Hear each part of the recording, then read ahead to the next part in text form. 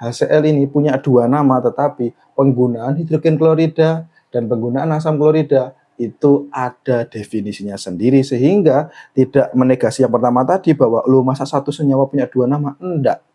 HCl itu diberi nama asam ketika dia nyemplung di air, dan ketika dia tidak nyemplung di air atau dalam gas atau murni, dia disebut hidrogen klorida.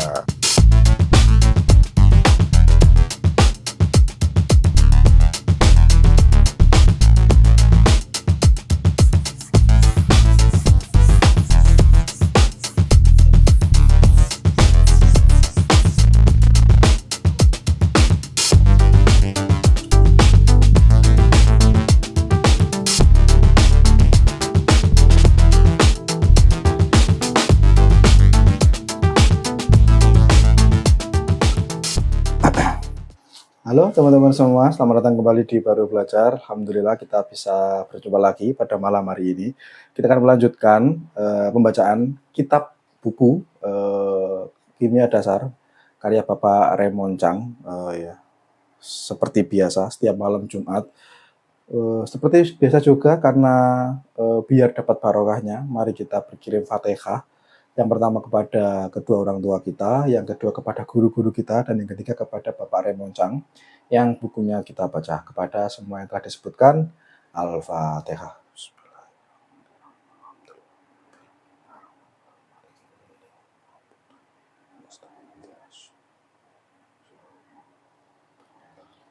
Amin.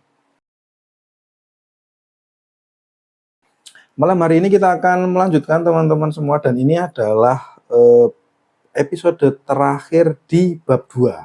Alhamdulillah ya, gak menyangka akhirnya lumayan ya, sudah bab 2 saat ini. Jadi kita akan membicarakan tentang penamaan asam basa. Ini sub bab terakhir di bab 2. Penamaan-penamaan itu, kemarin kita bicara ada penamaan ionik, ada penamaan kovalen yang disebut senyawa molekul itu. Lalu sekarang kita penamaan asam basa. Oke. Nah, diawali dengan mendefinisikan apa itu asam dan apa itu basa. Tapi ini dipenggal pembahasannya, jadi asam dulu, baru nanti yang terakhir kita basa. Karena ada beberapa rules di penamaan asam, tapi tidak banyak di penamaan basa. Penamaan basa itu malah di buku itu sangat sedikit pembahasannya, sementara asam itu lumayan panjang dan ada ilustrasinya. Jadi ada perbedaan. Yang pertama, asam. Definisi dari asam. Asam adalah, jadi di buku itu, asam adalah sesuatu yang kalau nyemplung air, dia akan mengeluarkan ion H+. Ini definisinya. Jadi asam adalah sesuatu yang ketika nyemplung air, dia itu bisa mengeluarkan ion H+. Saya kasih informasi dulu bahwa teori asam basa itu sebenarnya ada banyak. Kita perlu sadar kenapa kok didefinisikan seperti ini, karena ini buku kimia dasar. Ini baru bab 2. Kita baru bicara tentang ilmu kimia, dan yang kedua kita bicara tentang atom. Kita belum masuk ke teori asam basa. Saya kira nanti ketika kita ketemu subbab asam basa akan lebih jelas, lebih banyak perspektif yang digunakan untuk menjelaskan apa itu asam, apa itu basa. Yang ini, karena ini teori asam basa yang sudah familiar itu ada asam basa Arrhenius, ada Bronsted-Lowry, ada Lewis, ada asam basa keras lunak. Yang di sini pendefinisian bahwa asam adalah sesuatu yang nyemplung air, dia menjadi atau bukan menjadi, mengeluarkan ion H+, itu adalah definisi dari Arrhenius. Dan Bapak Raymond Chang dengan bijak menggunakan definisi yang sederhana ini untuk memberikan konteks apa itu asam. Meskipun nanti kita juga akan perlu dapat pertanyaan, apakah semua asam pasti mengeluarkan H+? Jawabannya bisa jadi enggak, karena perspektif asam basa Lewis tidak seperti itu. Tapi yang paling dasar adalah ya yang seperti ini. Asam adalah zat yang ketika dia nyemplung ke air, dia akan mengeluarkan ion H+. Rumusnya gimana? Rumus penamaannya adalah diawali dengan asam, terus ditambah, nah ini anionnya itu terus ditambah ida. Nah, ini bukan plus, ini seret ida. Dah. Jadi diawali dengan asam, lalu dilanjut dengan anion, dan diakhiri dengan ida. Contohnya HCl diawali dengan asam dan anionnya klor. Klorida. Misalnya HBr, ada asam, Br, brom, ida. Ya, seperti ini. Mungkin ada yang masih ingat? Ini pernah kita bicarakan di 2 minggu yang lalu. Loh, kok namanya asam klorida? Bukannya ini hidrogen klorida? Betul. Itu sudah dibahas di buku ini. Jadi ketika teman-teman ada yang bertanya, loh ini kok asam klorida? Bukannya HCl kemarin itu penamanya adalah hidrogen klorida? Bukannya HBr itu kemarin hidrogen bromida?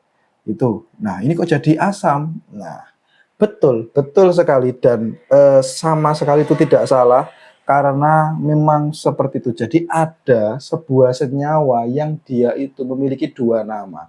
HCl itu bisa diberi nama hidrogen klorida, bisa diberi nama asam klorida. Loh, lalu gimana? Masa itu kan nggak sesuai dengan definisi ya. Definisi masa satu hal didefinisikan oleh 2, masa satu zat diberi nama oleh 2. Lalu gimana? Nah, ternyata begini. Ketika kita menggunakan asam dan ketika kita menggunakan hidrogen, itu ternyata ada situasi-situasi yang perlu yang perlu ada terlebih dahulu. Apa itu? Fasenya. Jadi, ketika kita bicara misalnya HCl, kita beri nama dengan hidrogen klorida, ini mengacu pada kondisi asal molekul ini. Di mana kondisi ini terjadi? Misalnya dia ada di fase gas. Di dalam fase gas, hidrogen klorida itu bentuknya seperti ini, dan itulah kenapa dia disebut dengan hidrogen klorida. Jadi ini kapan disebut hidrogen klorida adalah ketika dia fasenya gas dan ketika dia murni. Artinya tidak tercampur dengan air. Lah, karena apa? Karena asam itu definisinya adalah ketika sesuatu nyemplung air. Berarti ketika sesuatu itu belum nyemplung air, artinya dia itu di fase gas atau murni, dia itu disebut hidrogen klorida. Apakah ada HCl murni? Ada. Tapi kan bukannya maksimal 37 sekian persen itu, yaitu karena memang tidak bisa di dunia ini kita membuat HCl lebih tinggi daripada 37 atau 36 sekian persen itu. Memang nggak mungkin. Jadi kelarutan dan sebagainya itu memang nggak mungkin. Jadi maksimal adalah 37 itu. Jadi ya itu. Nah, inti dari sini adalah bahwa ketika kita menggunakan atau memberi nama molekul HCl sebagai hidrogen klorida adalah ketika dia dalam fase gas dan ketika dia dalam murni. Bentuknya memang seperti ini. Tetapi HCl menjadi asam klorida adalah ketika dia terkena definisi ini. Terkena definisi bahwa dia kecemplung air, berarti fasenya adalah fase larutan atau aqueous itu. Jadi ketika dia fasenya larutan atau aqueous, dia disebut asam klorida karena dia sudah kena status nyemplung air dan mengeluarkan ion H+. Di dalam di HCl ketika masuk ke air, dia disebut asam klorida karena dia akan langsung terurai menjadi ion H+ dan ion Cl-, seperti itu. Jadi kondisinya memang HCl ini punya 2 nama, tetapi penggunaan hidrogen klorida dan penggunaan asam klorida itu ada definisinya sendiri, sehingga tidak menegasi yang pertama tadi bahwa masa satu senyawa punya 2 nama. Enggak. HCl itu diberi nama asam ketika dia nyemplung di air, dan ketika dia tidak nyemplung di air atau dalam gas atau murni, dia disebut hidrogen klorida. Seperti itu. Nah, ini sederhana yang seperti ini. Ini masih sederhana. Lalu kita akan berkenalan dengan asam okso. Asam okso.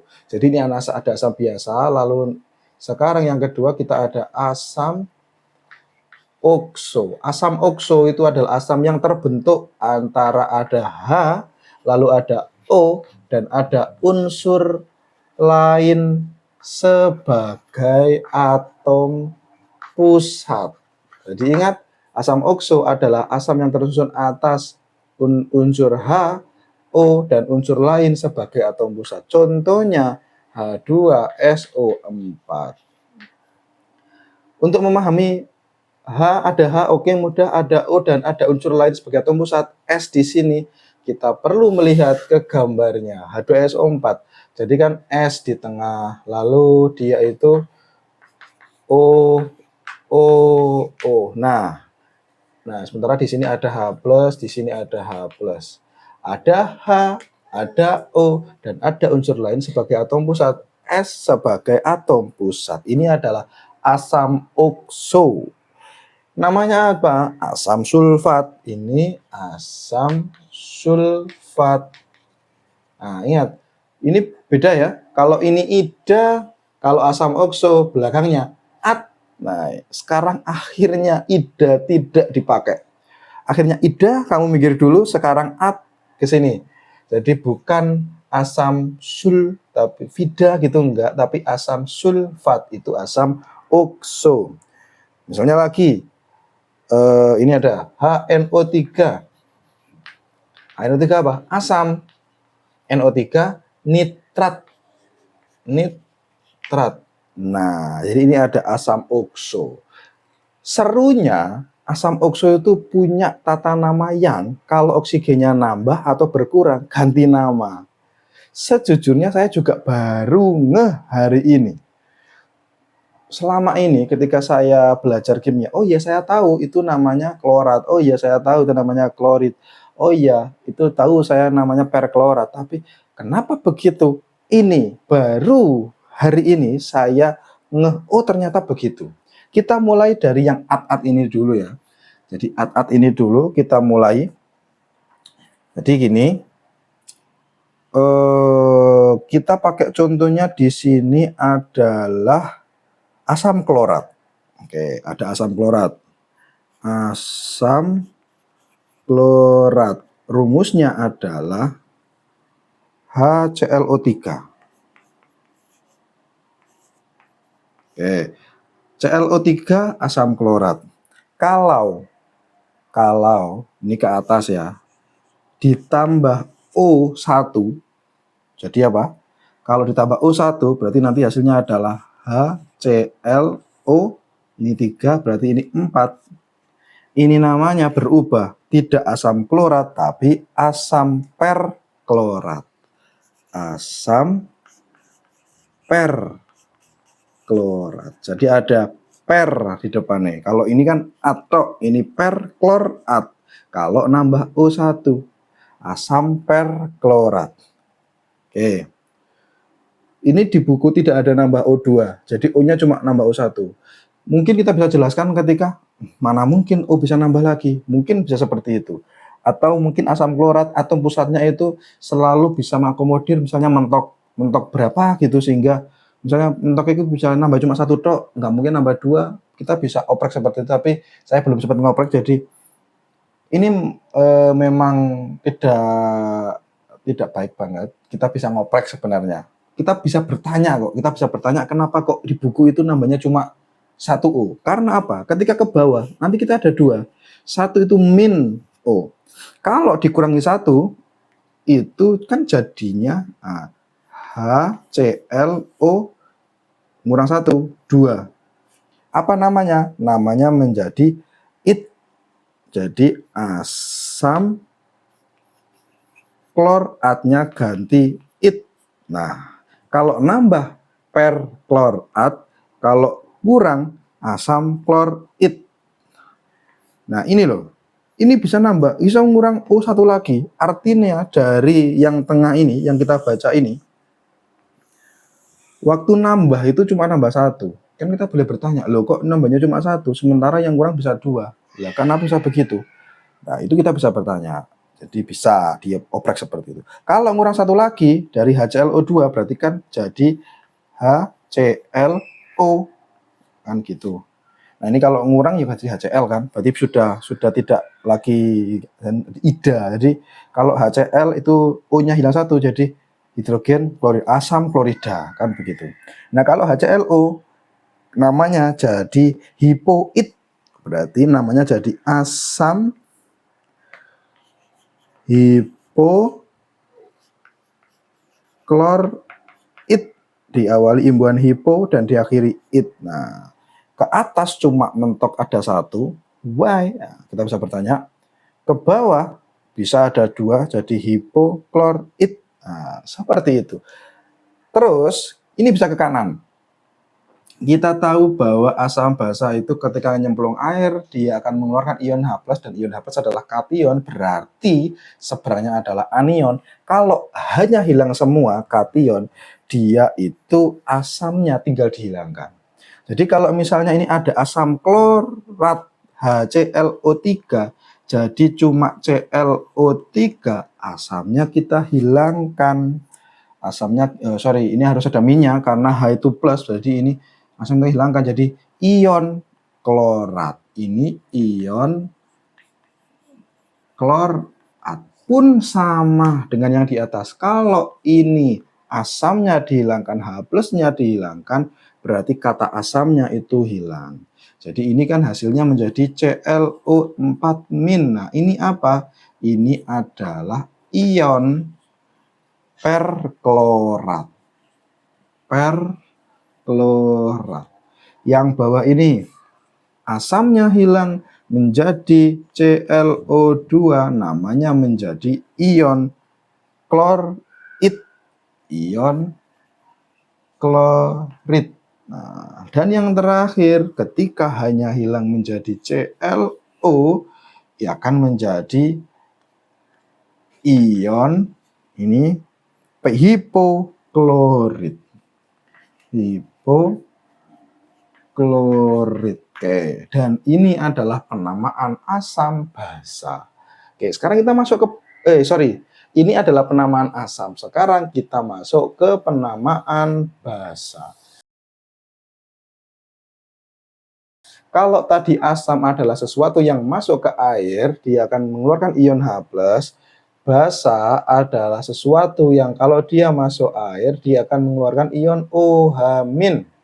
Nah, penamaannya mudah. Misalnya ada NaOH. Mirip dengan senyawa ionik Na, natrium. OH kita tahu bahwa hidroksida. KOH, K kalium. Terus OH hidroksida.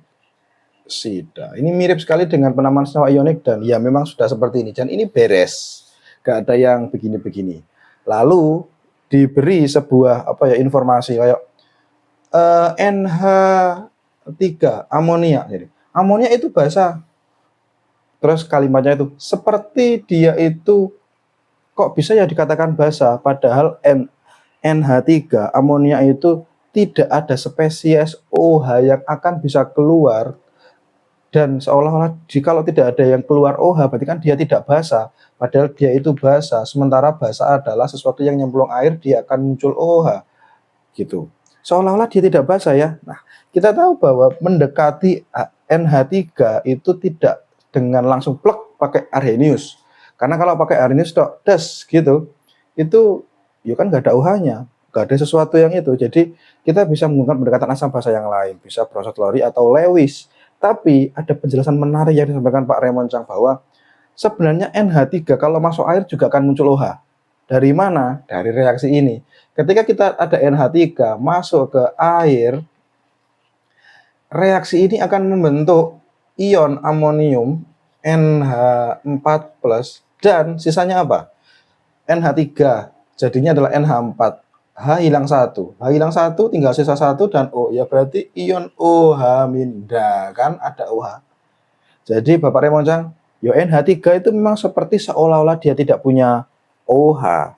Tetapi kalau dia masuk ke air, dia itu akan mengeluarkan OH- dari mana? Ketika dia bereaksi dengan air, dan jadilah ada ion OH. Nah, inilah yang menyebabkan dia itu jadi basa. Lah, urusan NH3 amonia ini saya jadi teringat ketika dulu saya penelitian. Saya menuliskan saja amonia gitu. Tidak saya tulis rumusnya karena ini di pembahasan ya. amonia. Jadi memasukkan amonia. Saya dapat pertanyaan yang ini benar juga. Ini sepele, tapi ini benar juga. Dan nggak sepele kalau kita tahu konsepnya. Jadi ketika saya menuliskan, misalnya saya mengkondisikan larutan menjadi basa dengan amonia. Saya menambahkan amonia. Lebih saya tanya gini, menambahkan amonia, ya apa caranya mas? Gitu kan? Ya diteteskan saja pak. Yo, piye cara meneteskan gas? Gas? Lah, kok gas? Larutan pak. Kalau larutan, tulis larutan amonia. Oke, makdek. Jadi ketika kita ngomong amonia, toh nggak jelas sama sekali. Toh kita menulis juga bukan terus ada subscript G atau L atau Aki, nggak gitu. Kita nggak ngasih tahu dia itu gas, liquid atau aqueous, tapi cuma amonia gitu toh. Kalau kita cuma nyebut amonia toh, persepsi orang bisa macam-macam.